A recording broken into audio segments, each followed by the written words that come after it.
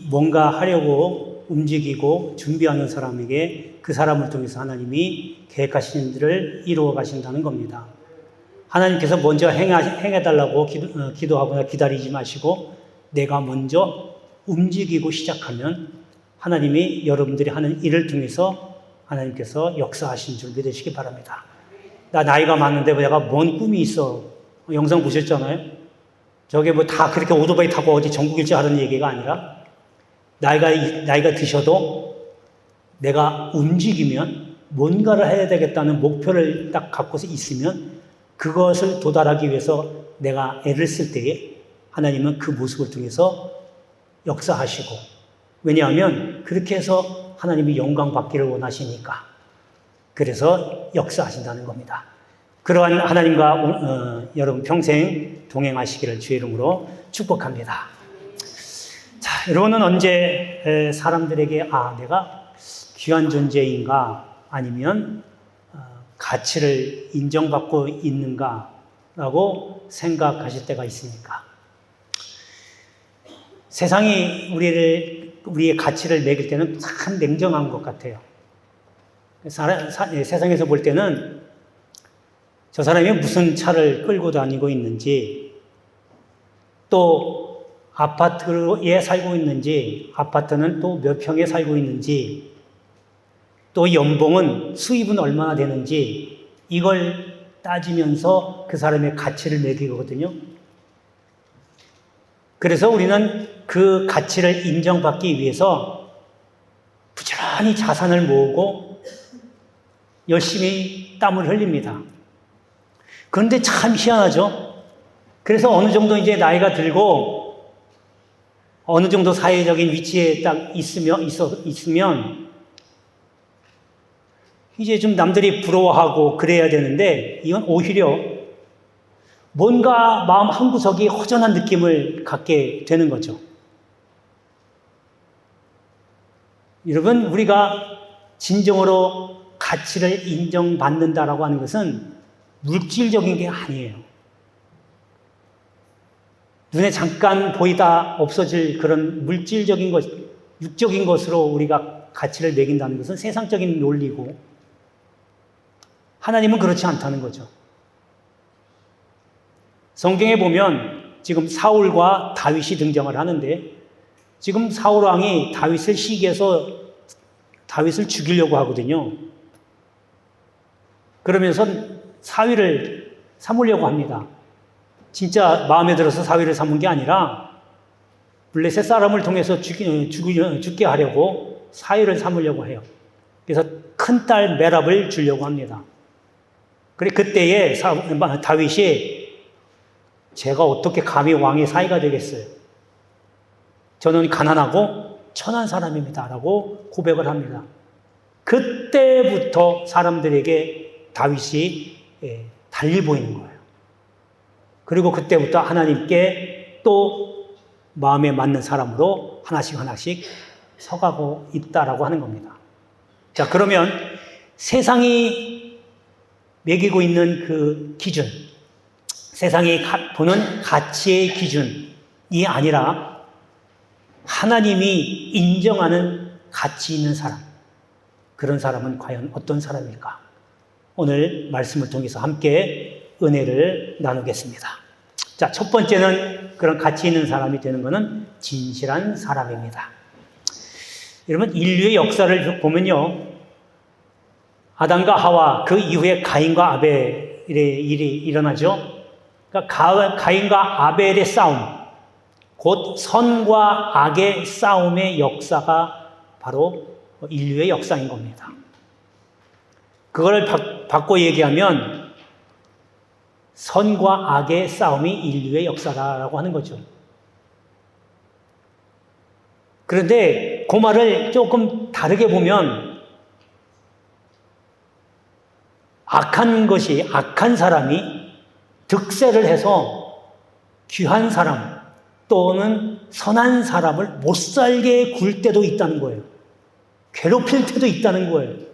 그런데 결과는 항상 보면 선한 사람이 선으로의 승리가 끝나거든요. 그래서 여러분 대부분 영화 보세요.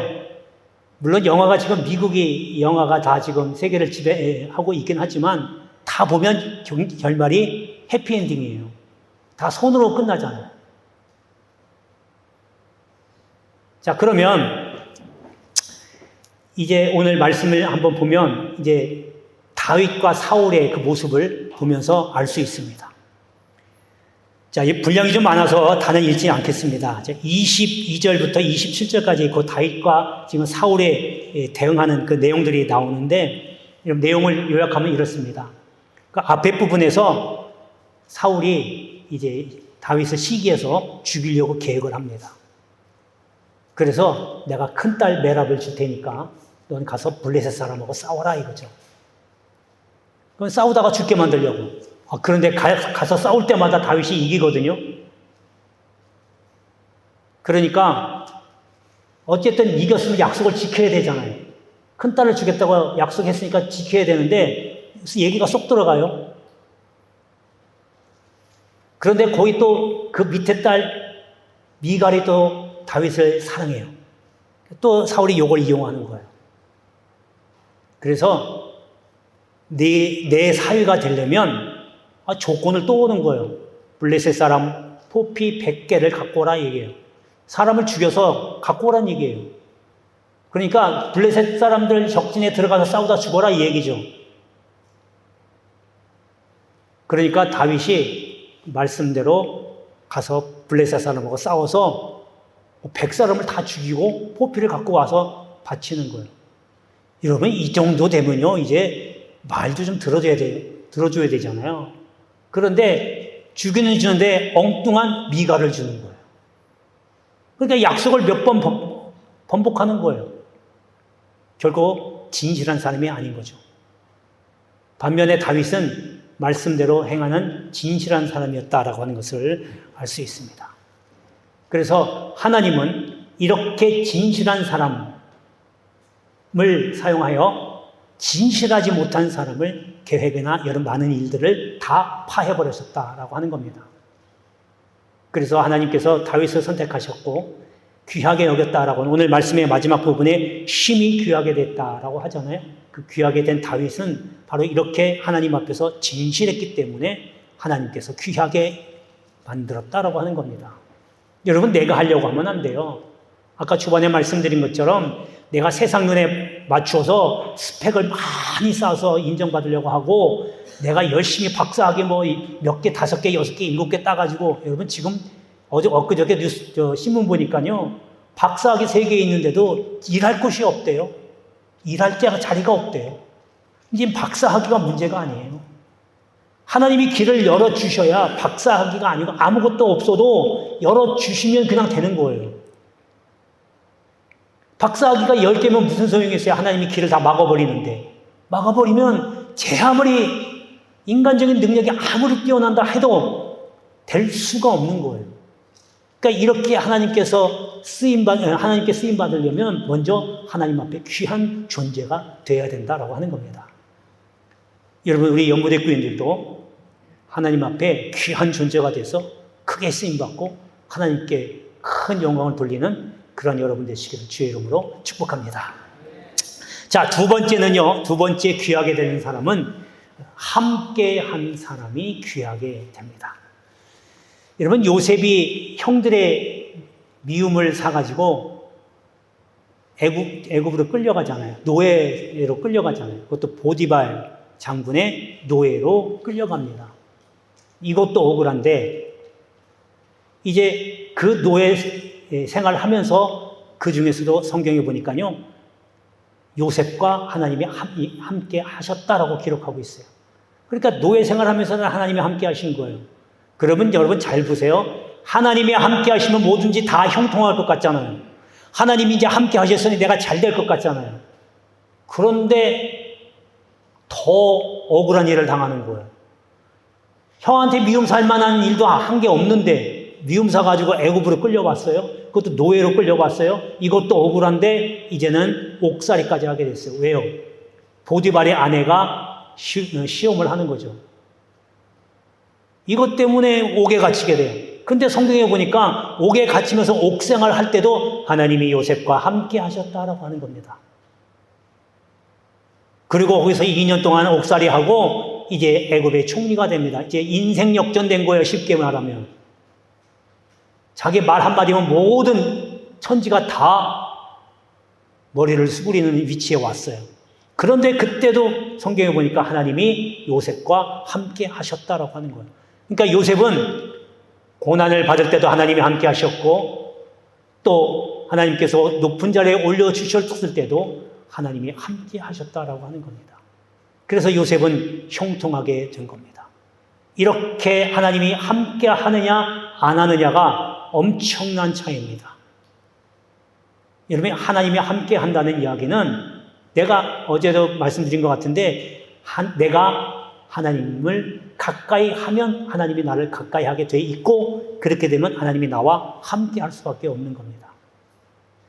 여러분, 이렇게 하나님이 함께하는 이러한 은혜를 누리시길 바랍니다.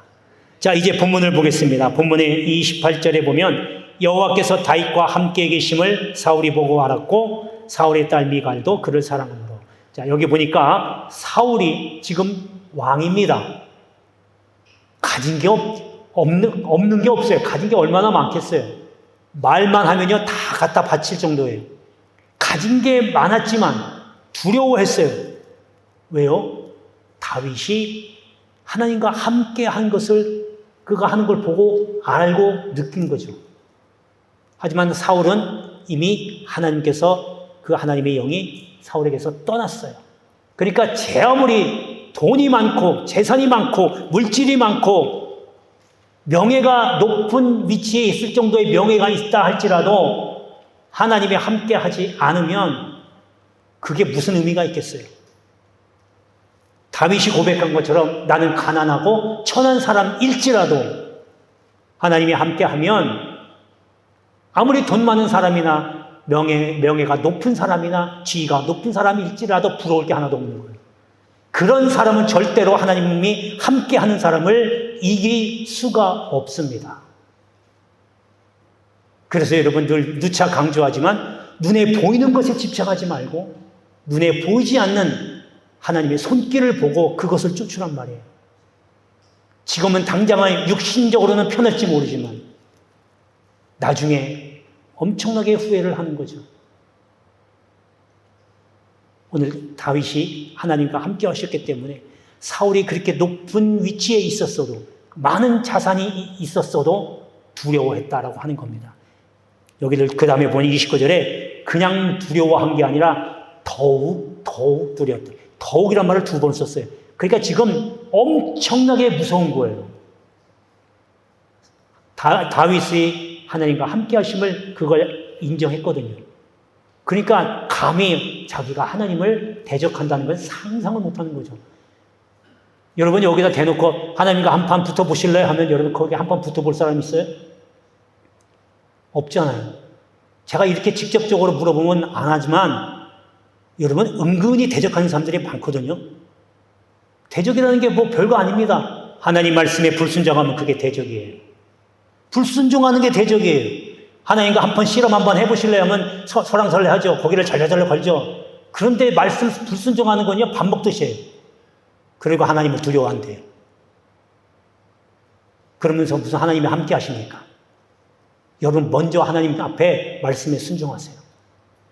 100% 힘들더라도 하는 마음은 갖고 있어야죠. 하나님 제가 이렇게 열심히 애써서 하나님 말씀에 순종하려고 하는데 제 육이 너무 강해서 잘 안 돼요. 하나님 제 마음 아시죠? 저를 불쌍히 여겨주셔서 철저하게 하나님 말씀 순종할 수 있게 해달라고 그 마음을 갖고 해보란 얘기죠. 말씀은 옆에다 놔두고 주일날 오전 11시 예배 때만 하나님 말씀 그렇구나라고 하고 문 열고 딱 나가면 그 다음부터 원래대로 돌아가서 하나님은 어디 갔는데 온 데 간 데 없고 그런 말씀이 있는 줄조차도 모르고 자기 하고 싶은 대로 다 하거든요. 그리고 교회 와서 내가 일주일 동안 하나님이 함께 하셔서 내가 이렇게 복을 받았다라고 이상하게 착각을 하면서 이야기를 해요. 여러분 결과 아시잖아요? 하나님이 함께한 다윗은 결국 나중에 승리하고 왕이 되었지만 하나님이 함께하지 않은 사울은 결국엔 왕으로 시작했지만 결국은 집안이 몰락해버리는 이러한 멸망을 초래하게 되었다는 겁니다. 하나님이 함께하신, 그래서 여러분이 귀하게 여기게 되는 그런 사람 되기를 주의 이름으로 축원합니다. 자, 마지막 세 번째는 지혜로운 사람입니다. 여러분이 오늘 본문의 30절에 보면 지혜롭게 행함에라고 이렇게 되어 있습니다. 지혜라는 말은요, 깨닫다 또는 형통하다라는 뜻도 있어요. 그러니까 지금 블레셋 사람들이 전투하려고 들어오잖아요. 그러면 다윗이 나가서 싸울 때마다 승리하는 거예요. 왜냐하면 여기 보니까 지혜롭게 행했다라고 하는 이야기는 지금 블레셋이 어떤 전투 대응을 갖고 어떻게 싸울지를 훤히 꿰뚫어 보는 거예요. 지피지기면 백전백승이래잖아요. 뭘 할지를 다 알고 있는 거예요. 그래서 거기에 맞게 대처를 하니까 이길 수밖에 없는 거예요. 그런데 그 다음에 보니까 다윗이 사울의 모든 신하보다 더 지혜롭게 행했다라고 합니다. 그러니까 사울의 신하들은요, 그런 게 없었다는 거죠. 그러니까 사울의 신하들은 가면 패한 거죠. 하지만 다윗이 가서 싸울 때마다 지혜롭게 행해서 승리할 수 있었다라고 하는 겁니다. 여러분, 물론 지혜도 하나님이 주시는 겁니다. 그러니까 이 지혜를 가지고 지혜롭게 행하여야만 하나님 앞에 귀하게 쓰임받고 귀하게 된다라고 하는 겁니다. 여러분, 오늘 말씀 꼭 기억하시기 바랍니다. 무엇보다도 하나님이 함께하는 사람, 그리고 꼭 진실한, 정직한 사람, 신실한 사람. 내가 한번 내뱉은 말은 여러분 그냥 주워 담을 수 없다고 그러잖아요. 내뱉은 말은 반드시 이루세요. 그러니까 그게 힘들면 말부터 하지 말고 행하고 나서 말을 하시면 되잖아요. 말은 해놓고 그게 안 해요. 다 잊어버려. 여러분, 그거 거짓말이 되고 하나님 앞에 신실하지 못한 사람이 되는 거예요. 이런 사람이 어떻게 하나님 앞에 귀하게 쓰임받겠습니까? 이제 오늘 이 말씀을 듣고 여러분 한 주간에도 하나님 앞에 귀하게 쓰임받는 그런 사람 되기를 주의 이름으로 축복합니다. 기도합니다.